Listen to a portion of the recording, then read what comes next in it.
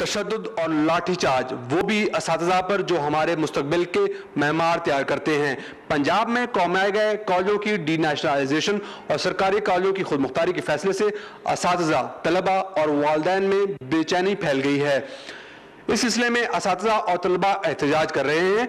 लाहौर में एक कॉलेज में रैली हुई जिसके दौरान असातिज़ा पर तशद्दुद किया गया। लाहौर सिटी पुलिस के चीफ जनाब जावेद नूर से जब हमने असातिज़ा पर तशद्दुद के बारे में पूछा तो उन्होंने इससे साफ इनकार कर दिया कि असातिज़ा पर किसी किस्म का कोई तशद्दुद नहीं हुआ। ताहम उन्होंने इंटरव्यू देने से इनकार कर दिया। पंजाब में हुकूमत की तरफ से मुख्तलिफ ट्रस्ट और अंजुमनों को कॉलेजों और स्कूलों की डी नेशनलाइजेशन और सरकारी कॉलेजों और स्कूलों की खुद मुख्तारी का फैसला किया गया है। हुकूमत पंजाब का मौक़िफ़ है कि अंजुमनों और ट्रस्टों के अदारों को गलत तौर पर नेशनलाइज किया गया था। किसी की मिल्कियत को अगर कोई हुकूमत गलत फैसला करके कब्जा कर ले किसी के घर को, और ऐसे इदारों को जो फलाही थे, तो क्या वो हुकूमत के पास रहने चाहिए?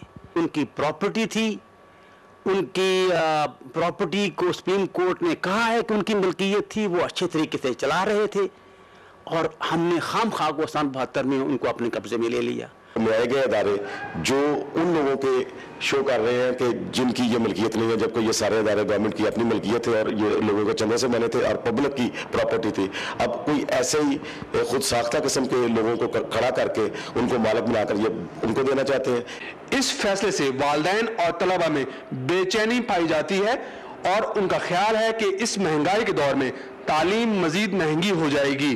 गरीब स्टूडेंट्स बिल्कुल भी नहीं पढ़ सकेंगे, जो मतलब फीसेस नहीं सबमिट करवा सकते या जिनके मतलब पेरेंट्स इतना नहीं अफोर्ड कर सकते, उनको बहुत नुकसान होगा। जिन लोगों की फैमिलीज बड़ी है वो अफोर्ड नहीं कर सकते, जो चाहते हैं हमारे बच्चे पढ़ें, लेकिन उनके पास इतने वसाइल नहीं है कि वो सब बच्चों को पढ़ा सकें। वो गवर्नमेंट इदारों में पढ़ाते हैं। सर जी कोई भी नहीं कर सकते, आजकल मिडिल ले या हाई ले ले, कोई भी नहीं कर सकता। बिलों के नीचे हम लोग दबे हुए हैं, बच्चों को दाखिल करवाना है, इतनी परेशानियां हो रही हैं, कैसे देंगे हम लोग? आप हमारे कॉलेज में देखें 5000 स्टूडेंट्स आते हैं और उनमें से एवरेज जो अगर आप उन 5000 का एवरेज निकालें तो वो स्टूडेंट्स हैं जिनके बाप जो हैं या वो उन्होंने डेयरी लगाई हुई है या उनका वर्कशॉप। तो किताबें भी नहीं खरीद सकती।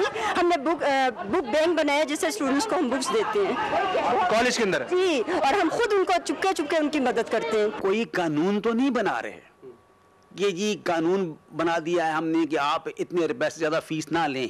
अगर 2-4 रुपए, मुझे ये ख्याल है कि पक्का यकीन है कि अंजुमन फीस नहीं बढ़ाएगी। अगर उन्होंने बढ़ाए तो उसके लिए वजीफे होंगे। और मैं यहाँ एक बात और भी वजाहत करता चलूँ कि गवर्नर पंजाब ने इस चीज़ को मद्देनजर रखते हुए उनके लिए 100 करोड़ रुपया, 1 अरब रुपए के वज़ाइफ की स्कीम बनाई है। इसके अलावा पंजाब में 319 कॉलेजों की खुद मुख्तारी का भी फैसला किया गया है। असातिज़ा का मौक़िफ़ है कि पहले भी जिन अदारों को मुख्तारी दी गई थी, इन कॉलेजों की फीसों में बेपनाह इजाफा हुआ। आम सरकारी कॉलेज की फीस अब 1500 के करीब है, जबकि गवर्नमेंट कॉलेज फैसलाबाद की फीस 8000 के करीब है।